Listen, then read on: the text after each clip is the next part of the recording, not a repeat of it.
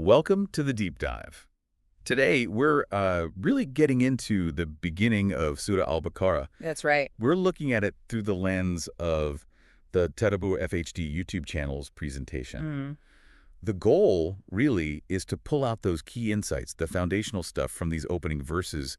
We've got the transcript from their video. Which is a great resource, recitation and presentation combined. Exactly. So our mission is to unpack what's being laid out right at the start of this incredibly significant chapter. Absolutely. And Al-Baqarah, even though it's the longest chapter, it doesn't waste any time. It jumps right into some crucial themes. It really does. It's amazing how much groundwork is covered so quickly. Yeah. Okay, so let's just dive in. Alif Lam Mim. That is the book about which there is no doubt a guidance for those conscious of Allah. Right there. Boom. Certainty. Guidance, straight away. But that phrase, conscious of Allah, what are we really talking about? Is it just belief? It's deeper than just acknowledging God. It implies, well, a real awareness, a mindfulness almost of God in everything. Okay. A kind of reverence that, makes you want that guidance and makes you think about your actions, your intentions. It's that consciousness that unlocks the Quran as a guide. Right. That makes sense. And then it immediately describes who these guided people are, who believe in the unseen, establish prayer, and donate from what we have provided for them.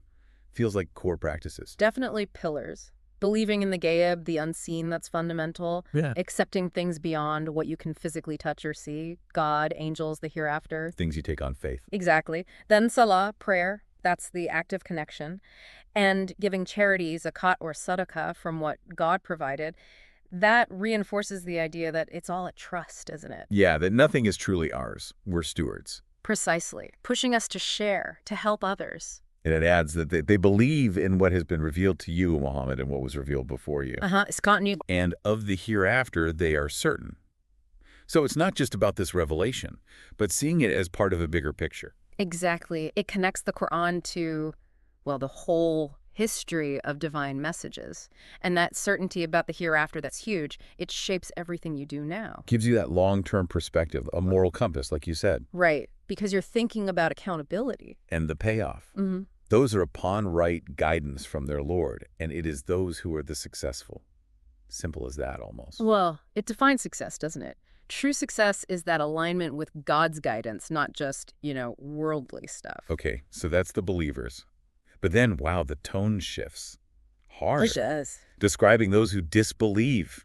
Indeed, those who disbelieve it is all the same for them. Whether you warn them or do not warn them, they will not believe. Yeah, it sounds definitive. Allah has set a seal upon their hearts and upon their hearing, and over their vision is a covering, and for them is a great punishment. A seal. A covering. That sounds intense, like there's no way back. It paints a picture of a really hardened state where the heart, the mind, they're just closed off. That seal, that covering, it's like a barrier they've maybe even put up themselves. It's not just not believing, it's actively rejecting. A stark difference from the believers who are open to guidance. It's a complete contrast. Then we get this third group introduced. Verse 8. And of the people are those who say, we believe in Allah and in the last day, but they are not believers. The munafiqun. Why is this group singled out? What's the significance of saying you believe, but not being a believer? Well, it drills down into that crucial difference between just saying the words and, actually having that conviction inside. Lip service versus real faith. Exactly. Maybe they say it for social standing or, I don't know, personal gain, but their heart isn't in it. And the next verse is revealing. They think to deceive Allah and those who believe, but they deceive not except themselves and perceive it not. So they think they're being clever, pulling the wool over everyone's eyes. But ultimately, they're just fooling themselves, and they don't even realize it. It's self-destructive. And it gets worse. In their hearts is disease, so Allah has increased their disease, and for them is a painful punishment because they habitually lie. A disease. What kind of disease is this?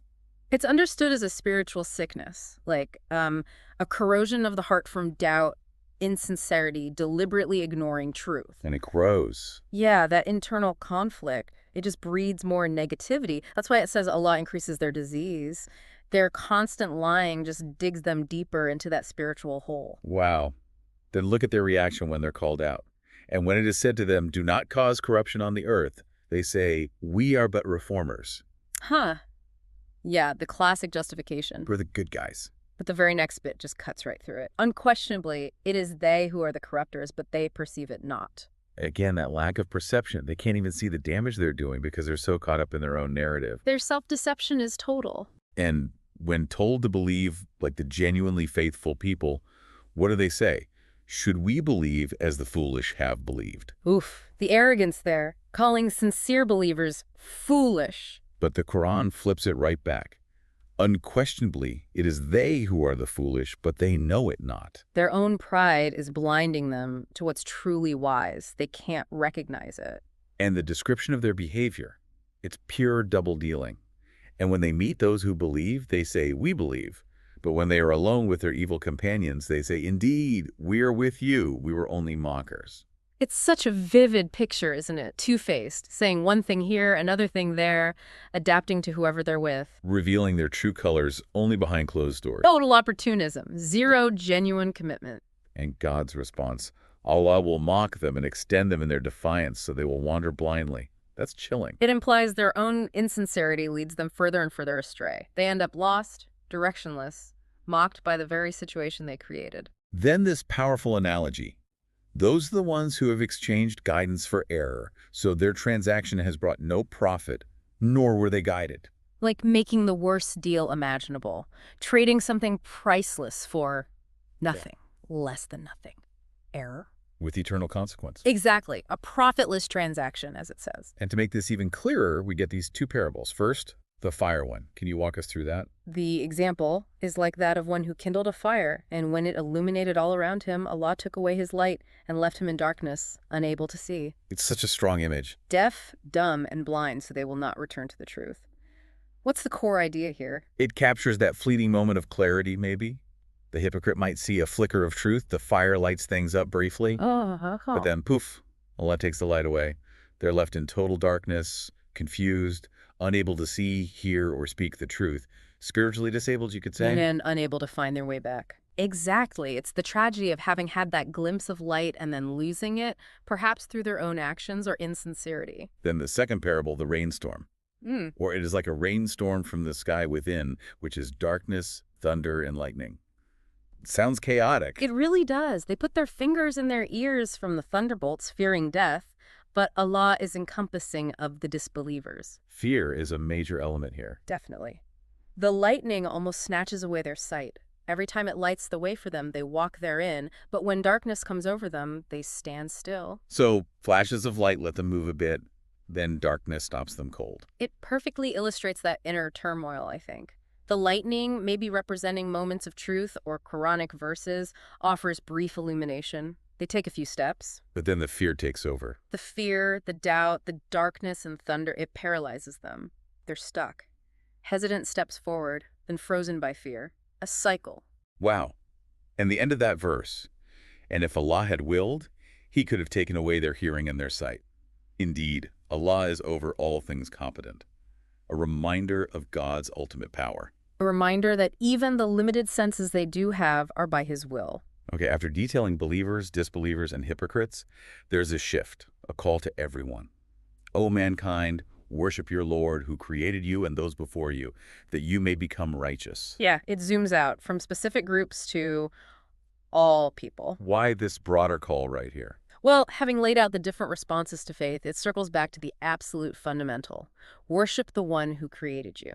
It's presented as the universal path to righteousness, to fulfilling our purpose. And it backs us up by pointing to creation itself.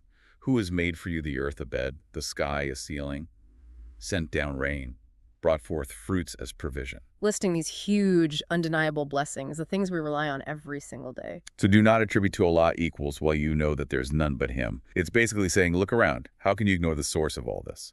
Exactly. It's using the tangible evidence in the world as proof of God's oneness and power.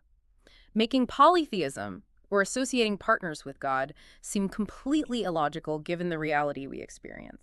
And this leads straight into that famous challenge about the Quran itself. The challenge, yeah. And if you are in doubt about what we have sent down upon our servant Muhammad, then produce a surah, the like thereof, and call upon your witnesses other than Allah, if you should be truthful. It's incredibly direct, a challenge to anyone, anywhere, anytime. If you doubt this is from God, try to produce even one chapter like it. And it even predicts the outcome.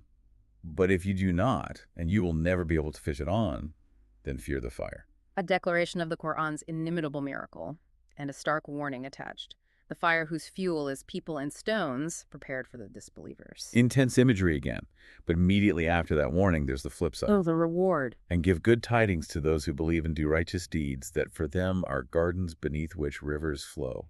Paradise. A beautiful contrast. It offers that hope, that vision of peace and reward for faith and good actions. It mentions familiar-looking fruits, purified spouses living there eternally. Yeah, descriptions meant to convey ultimate bliss, purity, abundance, and permanence. A powerful motivator. Then the subject changes again to something seemingly small. A gnat. Ah, yes, the parable of the gnat. Indeed, Allah is not timid to present an example, be it that of a gnat or what is smaller than it. Why focus on something so tiny? Well, the verse explains itself, really. For believers, they see the truth in it regardless of the scale. And those who have believed know that it is the truth from their Lord. Okay. But the disbelievers. But as for those who disbelieve, they say, what did Allah intend by this example? They dismiss it, perhaps because it seems insignificant. So the example itself isn't the main point, it's the reaction to it. Exactly. It reveals the state of the heart. And it says, He causes many to stray by it and guides many. And He causes none to stray except the defiantly disobedient. Guidance and misguidance again. Tied to our own choices, our own obedience or defiance. Right. The potential for guidance is there, but it's willful disobedience fisk that leads people astray. And who are these defiantly disobedient? The Fazikin, verse 27 spells it out. Those who break Allah's covenant after its confirmation and sever what Allah has ordered to be joined and cause corruption on earth. A pretty clear profile. Breaking promises made to God, cutting ties that should be maintained like family or community bonds, and actively causing mischief or corruption. It is those who are the losers. Another definition of failure, the opposite of the success mentioned earlier. The ultimate losers, spiritually speaking. They break those fundamental connections to God, to others. Then there's this really powerful, almost personal challenge to the disbelievers. How can you disbelieve in Allah when you are lifeless and He brought you to life? Then He will cause you to die. Then He will bring you back to life. And then to Him you will be returned. It's a fundamental question, isn't it? Confronting them with their own existence. You are nothing. He gave you life. He'll cause death. He'll resurrect you. How can you deny the power that controls your very being? It points to the whole cycle of life, death, and resurrection. Yeah. Undeniable realities. And emphasizes that ultimate return to Him. A reminder of accountability. Here following that, a statement about God's creation. He it is who created for you all that is in the earth. Then He directed Himself to the heaven and made them 7 heavens, and He is knowing of all things. Just underscoring His absolute power, His comprehensive knowledge. Everything is from Him, for us, and He knows it all. Which leads beautifully into the story of Adam's creation. And mention, O Muhammad, when your Lord said to the angels, "Indeed, I will make upon the earth a successive authority," a Khalifa. A successor, a steward. Yeah. But the angels questioned this. They said, "Will you place upon it one who causes corruption therein and sheds blood, while we declare your purity and sanctify you?" It's a fascinating exchange. The angels, from their perspective, see the potential downside. Corruption, bloodshed. Based on what they knew, maybe of previous creations or just the nature of choice. Perhaps. But God's response is simple and profound. Allah said, "Indeed, I know that which you do not know." A statement of His infinite wisdom, beyond the angel's understanding. There's a bigger plan. Exactly. Trust in the divine plan, even if you don't see the whole picture. Then comes the part about knowledge. And He taught Adam the names, all of them. All the names. This is huge. What does the names signify here? Names of things, concepts, potential. Scholars discuss this a lot. It suggests a unique capacity given to Adam, to humanity, the ability to learn, to categorize, to understand the nature of things through language and knowledge. A capacity the angels didn't have in the same way. Apparently not, because God then shows these things to the angels and says, "Inform me of the names of these if you are truthful," and they can't. Right, they say, "Exalted are you. We have no knowledge except what you have taught us. Indeed, it is you who is the knowing, the wise." They acknowledge their limits. And then God tells Adam, "Oh, Adam, inform them of their names." And he does. Proving his capacity. And God concludes, "Did I not tell you that I know the unseen of the heavens and the earth? And I know what you reveal and what you have concealed?" Reinforcing his omniscience. This really elevates Adam, and by extension, humanity. Knowledge is key. It is. It establishes that potential. And then the command. And mention when we said to the angels, prostrate before Adam, so they prostrated. A sign of respect, of acknowledging the status God gave Adam. Except for Iblis, Satan. He refused and was arrogant and became of the disbelievers. The first act of open defiance based on pride. The root of his downfall. Arrogance and refusal to obey God's command. So then Adam and his wife were placed in paradise. O Adam, dwell, you and your wife, in paradise and eat therefrom freely wherever you will. Right. Sounds idyllic. Complete freedom, abundance. But do not approach this one tree, lest you be among the wrongdoers. The one prohibition, the test. The test. And Satan sees his opening. But Satan caused them to slip out of it and remove them from that condition in which they had been. He tempted them, and they fell. They transgressed that boundary. And the consequence. And we said, descend, some of you enemies to others, and you will have upon the earth a place of settlement and enjoyment for a time. Expulsion from paradise, introduction of enmity, life on earth. The beginning of the human story as we know it on earth, with its struggles and temporary nature. But there's immediate hope, too. Then Adam received from his Lord some words, and he accepted his repentance. The capacity for repentance. Mercy. Adam learned words of seeking forgiveness. Indeed, it is he who is the accepting of repentance, the merciful, establishing God's nature right away. He accepts sincere turning back. Crucial. It shows that mistakes aren't necessarily the end of the road if there's genuine remorse and turning back to God. So the command to descend is reiterated, but now with a promise. We said, descend from paradise, all of you, and if there comes to you guidance from me, then whoever follows my guidance there will be no fear concerning them, nor will they grieve. There it is again. Guidance. Follow it, and you find peace, security, no fear, no grief. And the alternative. But those who disbelieve and deny are signs those will be companions of the fire. They will abide therein eternally. The two paths clearly laid out right from the story of the very first humans, choice and consequence. Wow. Okay, so stepping back and looking at this whole opening section of Al-Baqarah, we've covered a lot. We really have. It sets up the whole framework, doesn't it?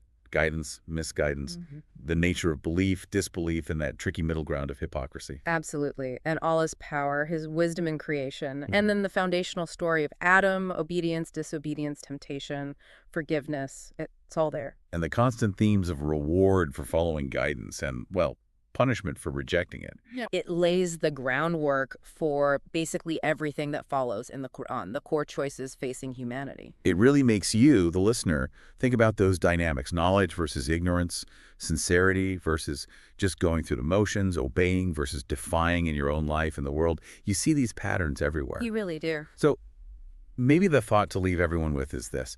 How do these initial verses, this foundation laid in Al-Baqarah, truly set the stage? How do they prepare us for the vast ocean of guidance that the rest of the Quran offers? Something to definitely ponder. A great question to reflect on. Join us next time on The Deep Dive as we continue exploring these profound sources.